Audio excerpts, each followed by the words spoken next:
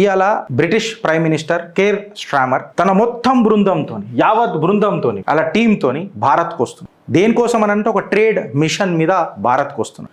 ఆయన కాక్పిట్లకు ఎక్కంగానే ఆ ప్లేన్లా ఎక్సైటెడ్ అయి కాక్పిట్ల నుంచి అందరి టీం మెంబర్స్కి సంబోధించడు. ఇప్పటిదాకా యునైటెడ్ కింగ్డమ్ ఇట్లాంటి ట్రేడ్ మిషన్ ఏ దేశంతో చేయలే, మేము చేస్తున్నాం భారత్తో, because Bharat is a growing opportunity for us. ఇంట్లో 125 మంది సిఇఓస్, బిజినెస్ పర్సన్స్, మంచి విద్యావంతులు వీళ్ళందరూ వస్తున్నారు. సెక్టార్స్ ఎక్కడెక్కడి నుంచి వస్తున్నారంటే రోల్స్ రాయ్స్ బృందం వస్తున్నది, బీటీ, డియాగో, ఇంకా London stock exchange, British Airways, top universities అందరూ ఆ 125 టీం మెంబర్స్లలో వీళ్ళందరూ ఉన్నారు.